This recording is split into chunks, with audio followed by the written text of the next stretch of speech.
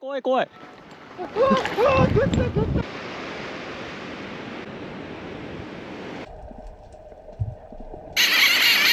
わー、うわー。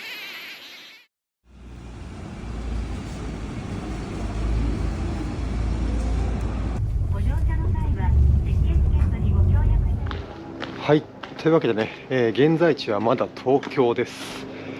本当はね、この間新島長江終わってから、一回宮崎に戻ろうかなって思ったんですけども、急にねやっぱ名古屋フィッシングショーに行くことになったので、キープキャストに行くことになったので、また1週間滞在を延ばして、その間もう1回ね、新島に行くことにしましたんで、今ね調布飛行場に向かっております。ちなみに前回は荷物ねある程度送ったんですけど、今回はね、全部手荷物で運ぶことにしました。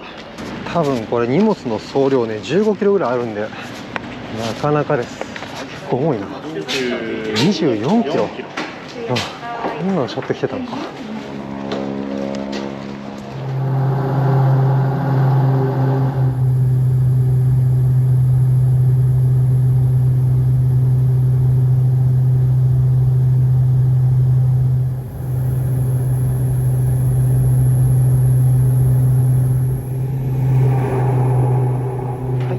はい、ありがとうございます。はい、ありがとうございます。またお世話になります。あ、一人なんですか？今日は一人です。さあ今回もやっていきましょう。しかしね風が強い。爆風ですね。はい、前回ねマグロらしき魚がヒットしたサーフ来てみたんですけど、今日はね風が正面なんですよ。で風速も10メーター以上ということで、ちょっとこれは無理ですね。新たなポイントを探さなきゃいけません。さっきのサーフとは反対側の海岸に来てみたんですが、こっちも波がないとは言えないですね。これは明日釣りするところあるんだろうか。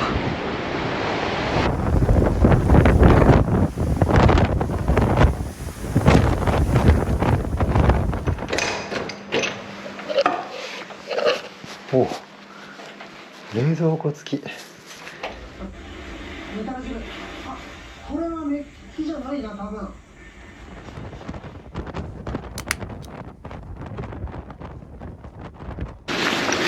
この風は追い風だけど釣りになるんだろうか。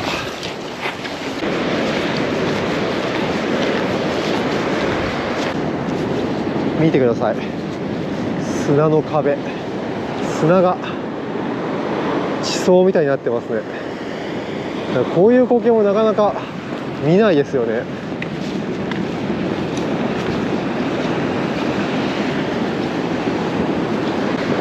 鳥も飛んでないし、ちょっと望み薄かな今回は。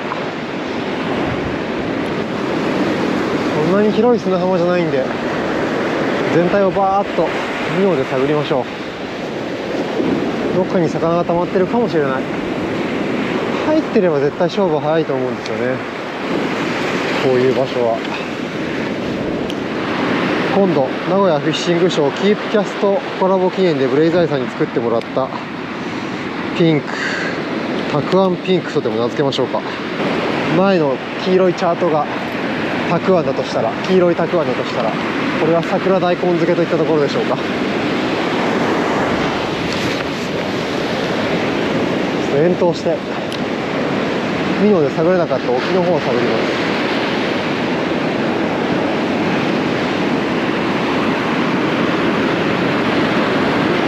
波が強いからな、ちょっとこういう状態では進展はあまりに操作しづらいかも。さてどうしますかね。今からこの海峡というかこの状況じゃどこもなかなか釣りにならんだろうからな。まあでも遠征に来たらこういうことってあるあるですよね。こういう時をいかに乗り切るかみたいな動画にしようかな今回は。ちょっとね新島空港に向かいます。なんか既視感がある光景だね。いや、俺さ、それ言おうと思ってたんだよ。おはようございます。おはよだいぶ風落ちたよね。そうだよね。うん。昨日だってもう車乗ってる時だけでもこうなんか車がこうハンドルがちょっとこう横に左右に取られるみたいな状況だったからね。ゴーゴー言ってた。いつにも増して汚れてる。よし、じゃあ堤防から。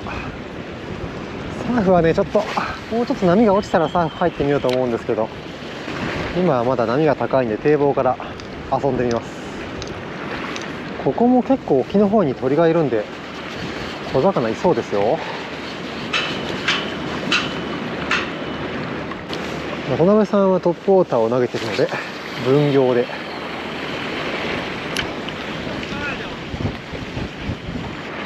30g で15秒かかる。深いなあ。こう上から海を見ると全体的にこう水の色が白っぽいんですよね。多分そこ砂地なんですよ。だから岩場とかがあればね魚つくとこあるんですけど、魚つくところがあんまりないんで回遊頼りになっちゃう感じかな、ここは。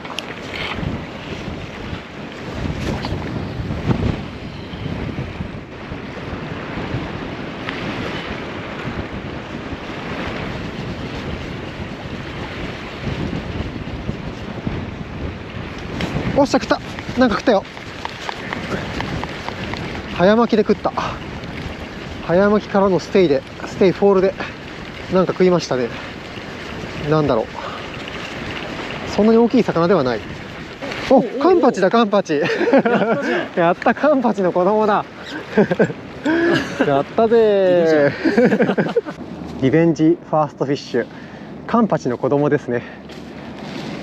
ジグに変えて、早巻き、そこから早巻きからのこうフォールの時に食ってきたっていう感じでした。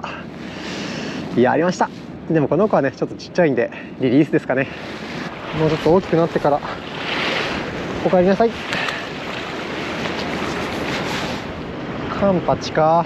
水温高いんだろうな、やっぱり。ああいうのって普通夏に釣れる魚ですよね、どっちかっていうと。こういう浅いとこはどうなんだろう。意外といないかな、浅いところに。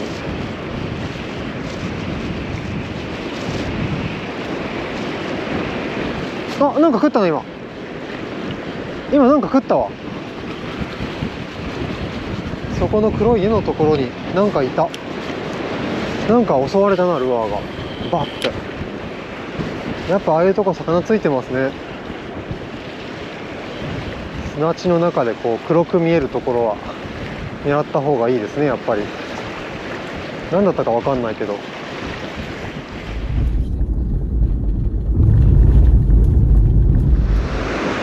ここなかなかいいな。あのテトラのところのさらしとあっちの岩場のところのさらしも手前ついてないかな。ちょっとでも波が高すぎるな。ただこっち側沖に鳥がいない。小魚がいないのかも。イワシとかがいて気配があれば夜この中とかも入ってきそうだよね。逃げない。逃げないね。何羽ぐらいいると思うこれ。うわすごい。うわすごい。ちょっといい光景だな。綺麗だ。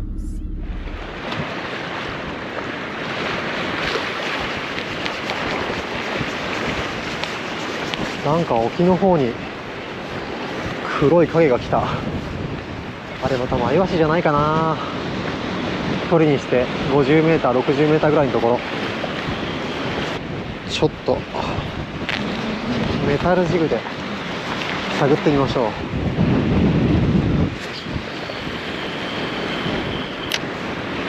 届いたかな。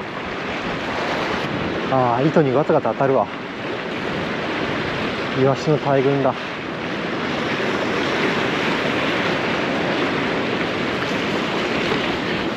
あ、もう引っかかった。速攻だ、速攻。すごい濃さだわ。沈めて一回しゃくったらもうかかってる。そういう濃さだよ。あそこの黒いところやっぱイワシだ。あ、マイワシじゃないのか。あ、マイワシだ。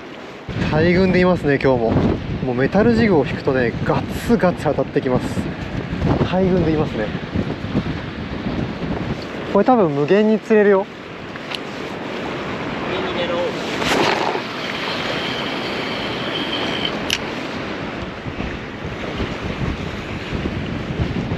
ダメだ、イワシが多すぎてそこに沈めてジグしゃくると 100% イワシかかってくる。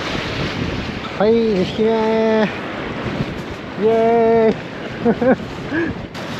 はい、大きいマイワシをねたくさんいたんで、もうジグに引っかかってきてしょうがないっていう感じの状況なんで、すぐね確保することができました。とりあえずこれで食料は安泰。この大量のイワシを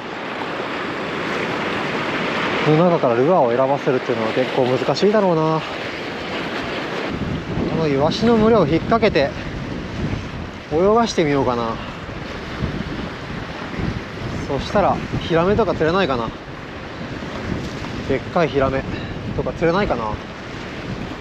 ほら引っかかった。もう引っかかっちゃった。もうすぐ引っかかっちゃう。本当にちょっと泳がせます。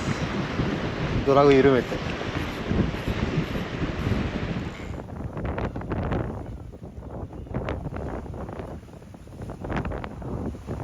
体がキンキンに冷えました。1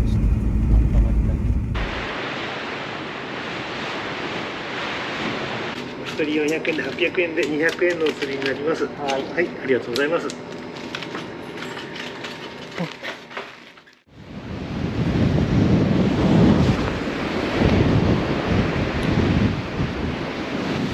楽ではないよ、離島の釣りも。鳥がね、鳥は多いよね。どうしよう、鳥はたくさんいるけどダメだ。新島は鳥とイワシに騙されてはいけないんだ。イワシがいるからといってヒラスズキとかマダイとかそういうのがいるとは限らないのだよ。波がね。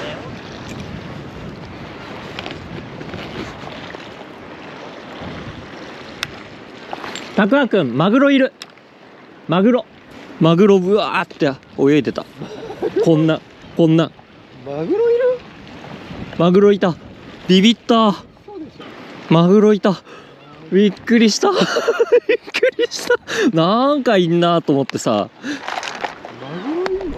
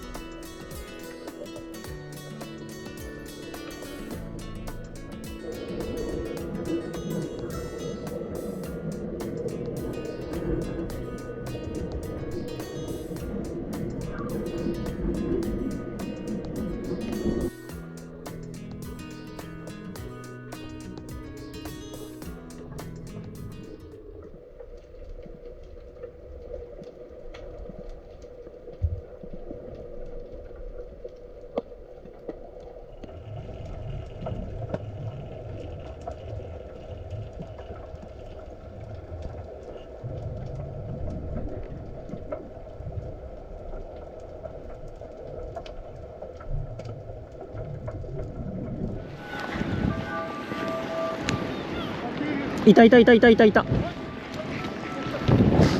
めっちゃいるやん。怖い。危ねえ。今食わせたよね、俺。衝撃。何？タックル強いやつ。衝撃映像だぞ今。食ったぞ今マグロ。いや俺食うわけないだろうと思ってたからさ。でもさ、あんなのいたらさ、マダイとかヒラスズキいないよね。それはビビって食わないよ、いたとしても。渡辺さんの大きい方のソルティガって何号何ポンド何号何メーター負けんの？6000だから3号300負ける。3号300か。3号300でも堤防だったら可能性マグロかけた。マグロかけて釣れることを願ってマグロの人たんですけです。ど。今日もかけたんですね。でも食わしたんですけどダメでした。マジですか。でも今だから黒潮がぶち当たってて水温も20度あるらしくて異常らしいだからです。ヒラスズキが全然出ないんですよ。やっぱダメなんだよ。ゼロです。ああ、やっぱダメなんだよ。20度あったら無理です。暖かすぎるんですよね。暖かすぎます。13度とか14度とか。そうですよね。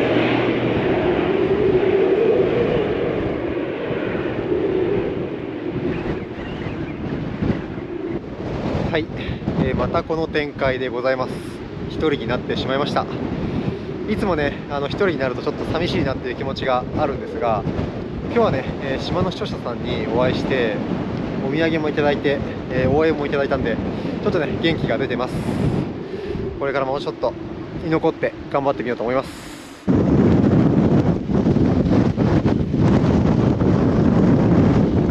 おいで、おいで、おいで。あー、かわいい。かわいいね。うんうんうん、かわいいね。うんうんうん、かわいいね。人懐っこいね、君は。うんうんうん。にゃお。うんうんうんうん。かわいいね。うん。うんうんうんうんうん。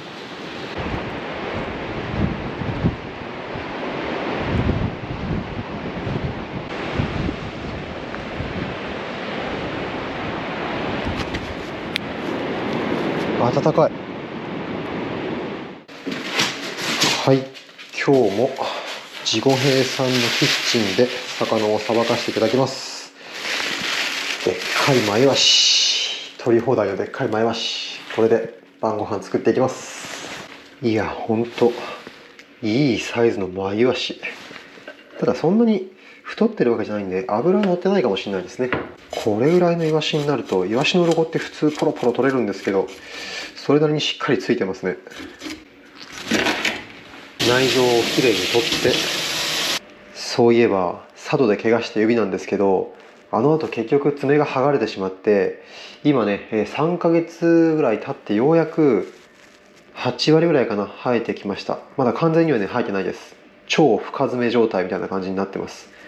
ただね、慣れてきてるので痛みはないですね。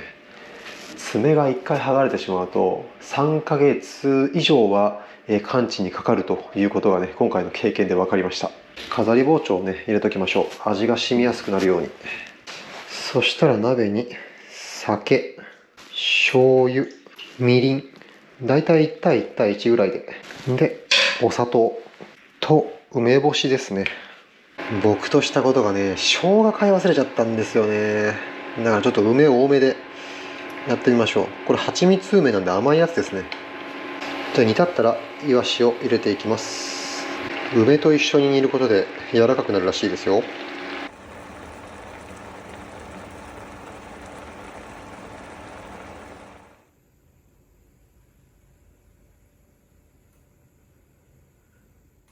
はい、ではイワシの梅煮いただきます。生姜をね買い忘れてしまったのがちょっと痛いですけど、まあしょうがないですね。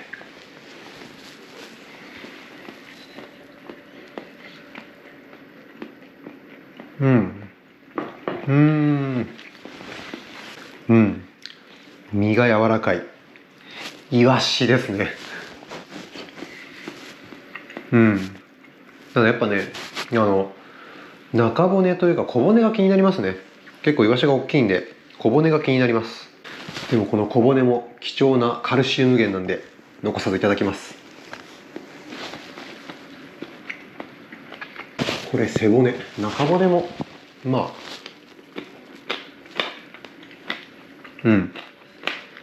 ちゃんと噛めば食べれます。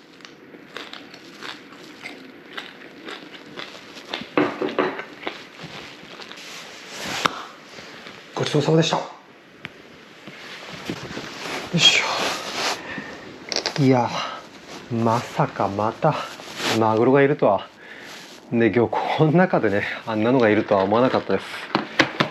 今回ね、本当はこのたくあんピンク、たくあんチャートに続く第2弾オリジナルカラーたくあんピンクでね、釣りたかったんですが、これサーフで使おうと思って作ったカラーなんですよ。サーフって言えばねやっぱピンクじゃないですか。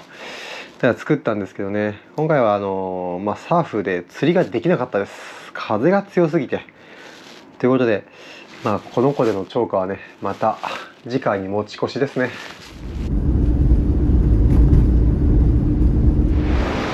なんせね、風向きが悪すぎる。砂が飛んでくる。渡辺さんが実はちょっと強いタックルを置いてってくれたんですよ。リールだけですけどね。ソルティカのちょっと大きいやつ、6000H か。マグロが釣れるとは言わないけど、やってみましょうか。これしかやる釣りが今ないんですよ。また食ったらすごいよな。マグロがいる港。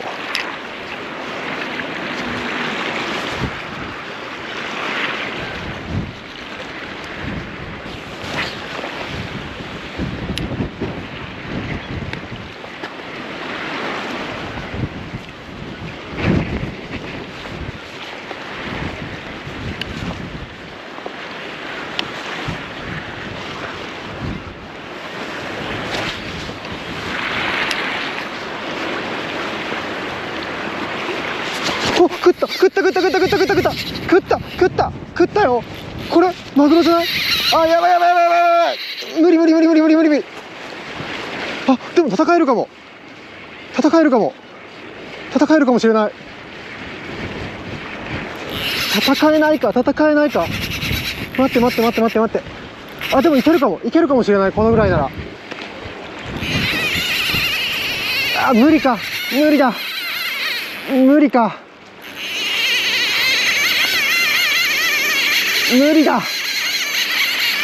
うわダメだ。戦えない。これじゃ今糸が切れた。糸が出なくなっちゃった。なんで今。でも今糸が出なくなっちゃったんだよな。なんか引っかかったのか。それがなきゃもうちょっと戦えたのにな。くそー。いや今のでも魚って一瞬止まったりしたし、まだ余地はあったな。戦える。取れるんじゃない？なんとか頑張ったら。ここ根とかないし、今回坊主の可能性が高いけど、坊主じゃないか、カンパチ1匹、ちっちゃいカンパチ1匹っていう可能性が高いけど、すごい体験ができた。これは来てよかった。リベンジしてよかった。また敗北してるんだけど、昨日のなんてまぐれでしょって思ったけど、マジか。来るのか、来ちゃうのか。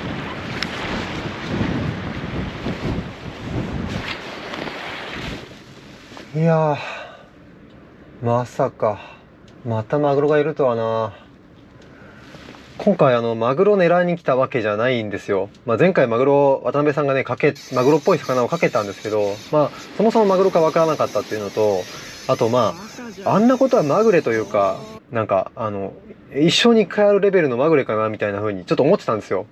そんなマグロそうそう岸に寄ることないじゃないですか。だから今回はあくまでヒラスズキとかヒラメとかイワシがいるんだったら釣れるかなと思ってリベンジしに来たわけなんですけど、まさか今回は堤防にいるとはね思いませんでした。でもあれ多分僕がかけたやつはまだ多分勝負になったと思うんですよ。20キロとか30キロとかじゃなくて、多分10キロとか行って15キロとかなんじゃないかな。大きさにして80センチとか90センチとかぐらいなんじゃないかなと思うんですよ。あれちょっと糸が詰まっちゃったんで切られちゃったけど、もし現象がなければもうちょっと戦えたと思うんですよ。時々緩んでリールを巻けるタイミングがあったので、多分戦う余地はあったんだろうなって思うんですけどね。でもびっくりです。衝撃的すぎて、いや今日は寝れなくなりそうですね。でもこういうことがあるからやっぱ釣りってやめられないですね。ほらここですね。ここなんでこんな現象になってるのかわかんないんですけど、糸が下に回っちゃってるんですよね。でこれで糸が出なくなって、ドラグが出なくなって切れてしまったんですね。なんでこんなことになってるんだろう。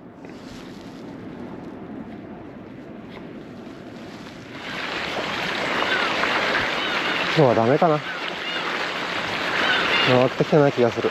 毎日確実に回ってくるわけではないらしい。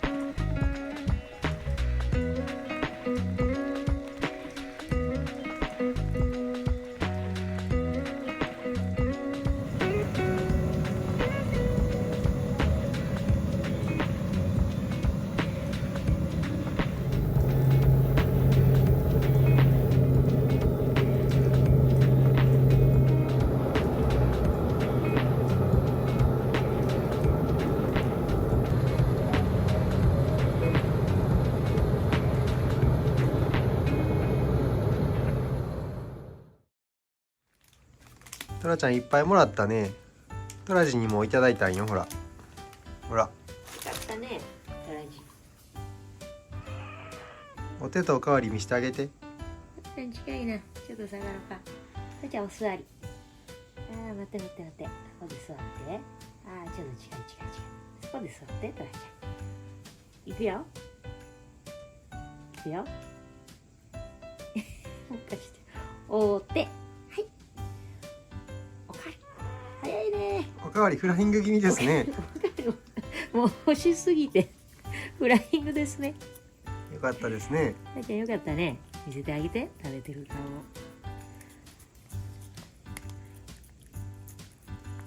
たちゃん美味しいね。してね、うん